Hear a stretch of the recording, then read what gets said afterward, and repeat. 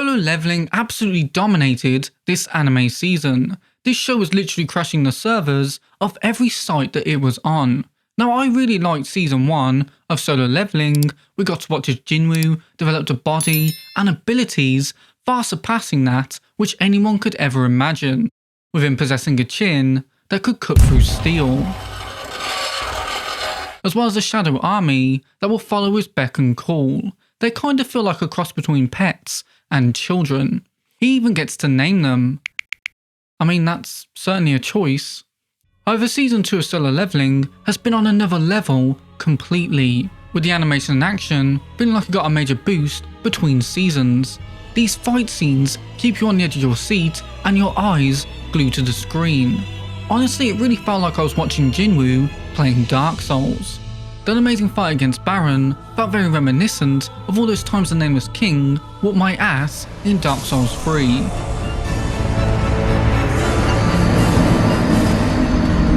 It's not just this scene that reminded me of From Software's portfolio, but also this shot of McCree and his arrows. That's got to be based on Aldrich's signature move.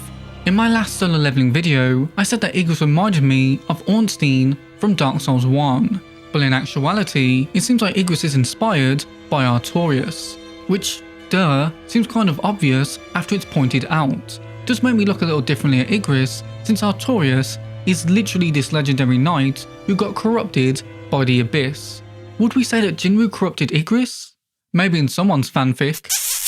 It's been interesting to me to see how much praise M1 Pictures have been getting for their work on Solo Leveling, since quite a few people weren't very happy about them being the studio handling this adaptation. Guess they got proved wrong.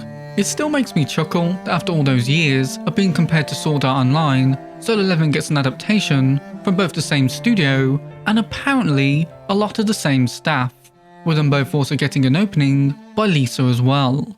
Even when people crap all over Solo Leveling, they still find a way to throw shit at Sword Art Online, saying Solo Leveling is the SAO of the modern era. I guess these two series are just permanently linked now. It's not just the animation that got a big boost in my mind, but also the narrative as well, with it becoming a lot more compelling. However, for me to give my true opinions on Solo Leveling's story, I will need to go into spoiler territory for Season 2, so you have been warned. In Season 1, the system guiding Jinwoo on his quests was definitely intriguing, but it also felt kinda like set dressing, with everyone, including myself, being more interested in watching Jinwoo choke a snake. However, in Season 2, you can feel this aspect of Solo Leveling's narrative slowly creeping more and more to the forefront of the story, with everyone glitching out when they try to talk to Jinwoo about what's actually going on. It's now become this mystery that I'm genuinely curious to learn about, whereas before I would have been more than happy to just watch Jinwoo punch a dude's head off. As someone who's not read the original source material, I do have my theories. For example, what if the monsters are actually the players of this game, and the humans are the enemies like in a video game, hence why they can't level up? Or maybe they're all just fodder for Jinwoo to play with. I don't know. But the fact I'm actually trying to figure out what's going on is evidence of it being an engaging plot point. Speaking of Jinwoo, this season continued to build his character. Firstly, by assembling his unexpected, but in hindsight, obvious harem. Last season we had Best Girl Juhi, this season we had literally every other female character. There was Cha Hae-in, falling in love at first smell. There was Esil, who realised if you can't beat them, join them. There was Song Yi, who didn't care about the age gap. And then there's Gina. But how is this supposed to help me raid dungeons? It'll help you to raid my dungeon, step bro. I don't remember this episode of Solo Leveling. Even the chairman of the Hunter Association looks like he wants a piece of Jinwoo. Who can blame them, right? Most of the audience wants him too. However, I like that this season didn't just present its protagonist as a badass that everyone wants to sleep with. It also showed a softer, kinder side to our main man as well, like when he accepts Jinho as his unofficial younger brother, or when his mum finally wakes up from her eternal slumber. This scene did wonders for Jinwoo's character. If you weren't aware, not everyone likes Solo Leveling, and one of the main reasons for that is Jinwoo himself. he may have a godly aura, but a lot of people hate that he's another overpowered main character in a long line of overpowered main characters, with many arguing that there isn't much more to him than that. This scene proves that there is. He may look, sound, and act differently, but he's still that young guy that everyone once looked down upon, and he's still that little boy who needs his mother's love.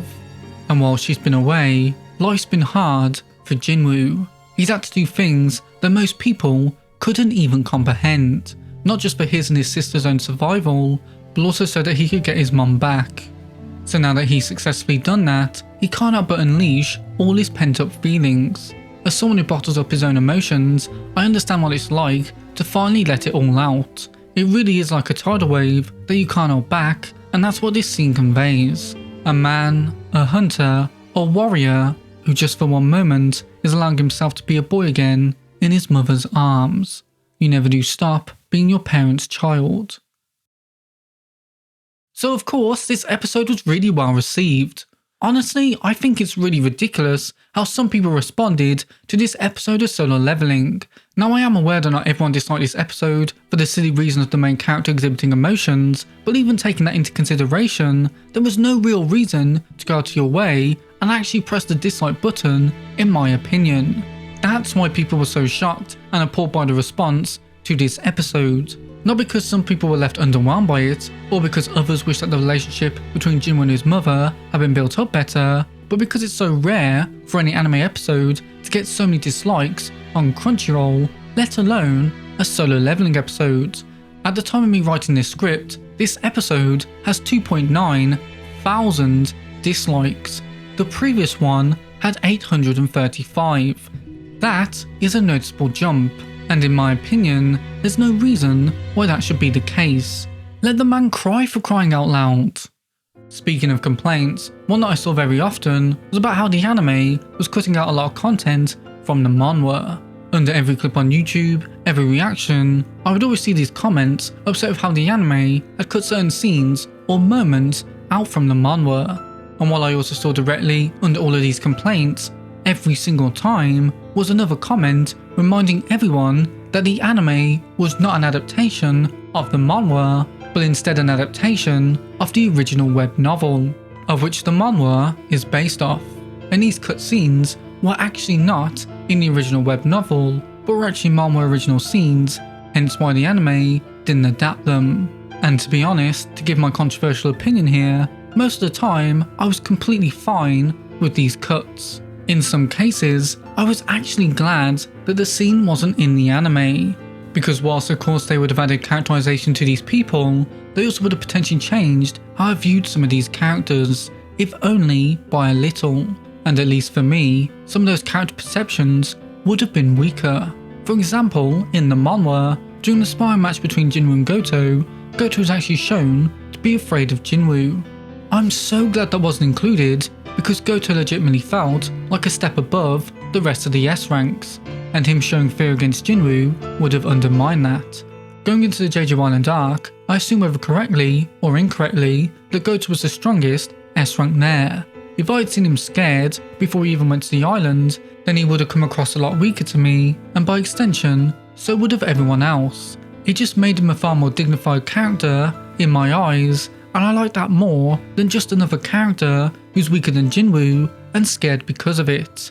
Additionally, based on what I've seen and heard, Jinwoo seems to be a bit edgier in the manhwa than the anime. That's not necessarily a bad thing, and when I say this, I'm not implying he walks around with piercings, black eyeliner, and says fuck every now and then, all the while blasting Linkin Park as he beats up his enemies. No, what I'm saying is that the Jinwoo in the anime has always sounded more human to me. Now I do know through the few spoilers and hints and pieces of information that have been drip fed to me that there is a good reason for his lack of humanity in the manhwa. It's just that I personally prefer this Jinwoo who's retaining some of his humanity, and if he is to lose it eventually, I don't mind Jinwoo going for a more gradual descension. I think it's also why, despite some people moaning, that the crying scene is actually regarded as being superior in the anime than the manhwa, likely because this is a more human incarnation of the character. This is all just my long-winded way of saying that I like what the anime is doing, none of the cuts that I heard about annoyed me, and instead I like that there is now another similar but still distinct version of this same story. Plus, like the manhwa, the anime is adding its own scenes to this story, with the director going on record saying that he really wanted to flesh out the supporting characters of Solo Leveling, hence why the anime provides extra scenes to them. And I actually do quite enjoy these scenes with these supporting players. I wouldn't argue that any of them are that deep or compelling at the moment, but I do like that this show is taking the extra effort to actually build them up, with characters like Cha Hae-in getting a better showing in this season. I won't lie, I was a little concerned that she was going to be relegated to just being a love interest for Jinwoo, so I'm glad that she got a moment in the spotlight by being the one to kill the Ant Queen during the Jeju Island Arc. It's nice to see that she'll still get moments that don't involve him. By the way, I totally get why people are hyping up the Jeju Island Arc, because right now, it's the peak of the Solo Leveling series. I just love how gory this arc was. It really enhanced the stakes of what I was watching. We all knew that Byung-gyu was going to die. The man was a literal walking death flag. You could see in his eyes that he was not long for this world. But when he did die, it was still impactful, because it just might be the most horrific death in the series. What an awful way to go.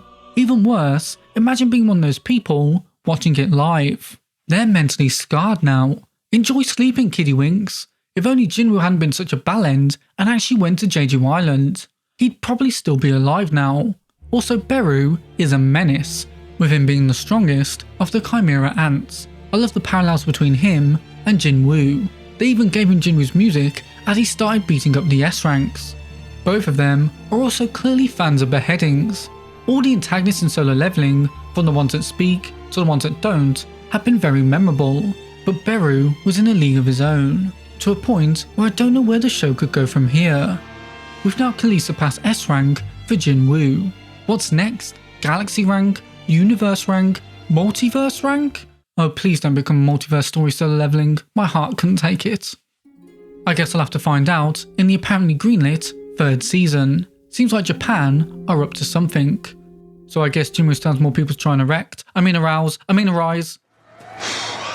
I guess all three are technically true. But anyway, these were just my thoughts on the latest and greatest season of Solo Leveling. What are yours? Did you enjoy this season of Solo Leveling? What's been your favourite fight? Let me know down in the comments below. And whilst you're down there, do be sure to click the like button. It really helps both me and the video out. And if you're feeling especially generous, then do consider subscribing. I'd love to have you become a regular viewer. But until next time, thank you so much for watching this video. I really appreciate it, and I hope to see you in the next one. Bye bye!